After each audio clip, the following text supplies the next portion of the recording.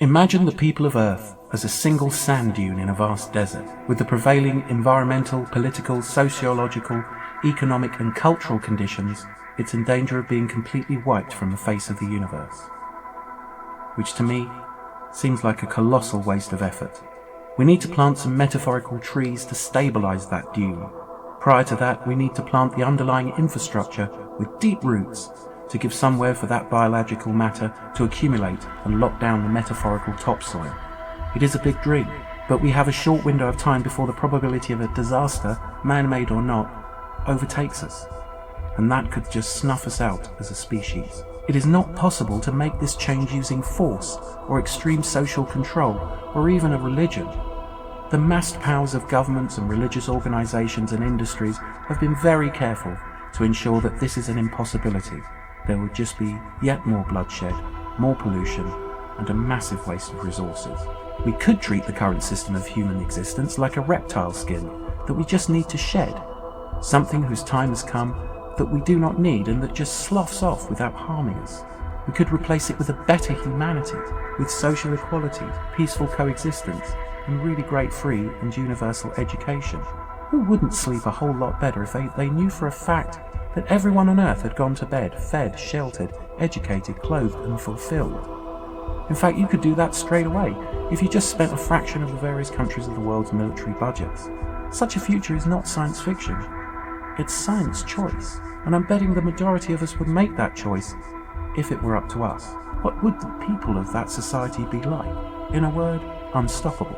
The closest thing in popular culture to this idealized human race is that found in Gene Roddenberry's Star Trek: The Next Generation. They respect each other and have eliminated bigotry and poverty. This means that they have a galaxy full of well-educated people who can direct their efforts towards progress and assisting each other. Their lives are not without strife, but they are more than equipped to overcome problems that they do encounter without worrying about money, shelter, illness, lack of education, drudgery, no companionship, and the list goes on. For the first time in human history, we have the tools to make radical environmental, economic, societal, and political change. And if a large enough group of people can decide on that change, it's more than possible. It would be nice to believe that we could all hold hands and sing Kumbaya together and agree to all be friends. But I am a pretty cynical old man, and I'm not even a nice person. So it would seem, to me, that we need to build an example, or multiple examples, of a really great way to live.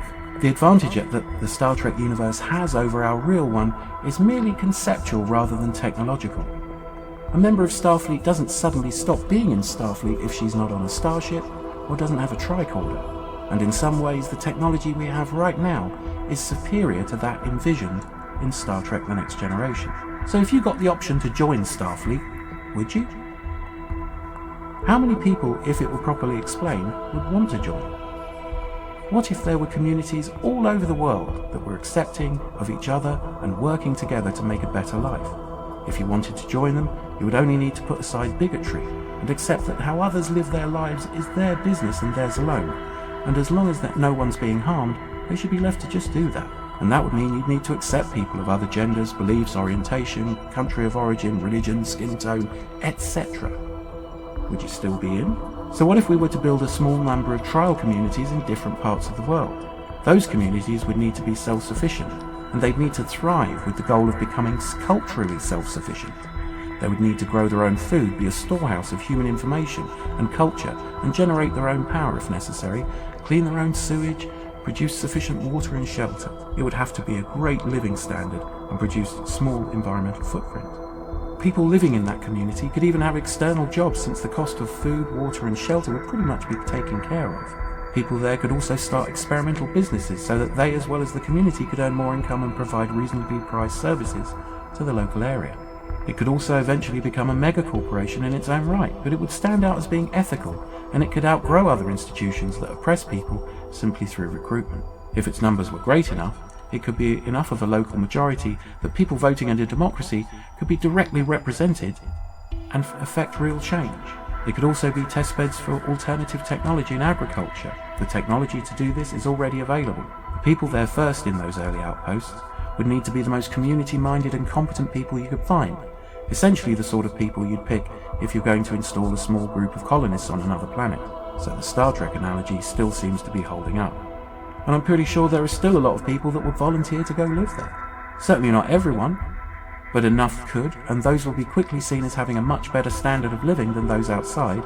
And since this concept is infinitely scalable, once the theory had been proved, the new lifestyle could be rolled out as quickly as there were volunteers to staff new environments. And eventually such a group would be able to offer medical facilities, schools, jobs, produce power and food to those communities local to them, stepping into the gaps often left by governments or other corporations. I personally would be happy to go join such a group, even if it wasn't my idea, and even if I couldn't live there yet. Having it out there and expanding is a whole lot better than not having it at all. As the saying goes, the best time to plant a tree was 20 years ago, the second best time is today. So fair enough, you might be thinking, where do we start? Phase 1 would be to ascertain how many people broadly agree that such an idea is a good one. Can't do a huge amount to quickly change humanity's death plunge with just a few people sitting around. But you can make a noise with 1 million of them. So the first goal will be to get a group containing 1 million or more people that generally agree that it would be a worthwhile thing to at least try. Phase 2 is when we need to pool no more than $5 each, so we can find and buy land for the new colonies that would become self-sustaining. So those first ones would essentially need to be farms of some kind, or at least capable of becoming small holdings. Then we need to find some colonists and form some kind of effective organisational structure and set up the nuts and bolts. Publicity officers would also need to be found or trained to mesh those grafted on pockets of humanity into the fabric of society. Not least, we would need great accountants, so that they could make the finance 100% transparent, so that everyone would be able to see where their $5 went and how it had been spent. Now, I have some ideas for how to do all those things, but none of the nitty-gritty is anywhere near as important as getting to that first 1 million people. As we get more people together, we'll have more and better ideas. But you've got to flip the pebble before the ripple reaches the end of the lake. The reason I read this out with just my voice and footage from the International Space Station was to remind myself that unless we get our act together as a species, this may be as far away as humanity ever gets from Earth again, if we don't do something reasonably soon. And if you want to know why this channel is called The Culture, then you'll need to watch the next video, which I'm recording and writing at the same time, so you don't have to wait. So who wants to be a space cadet?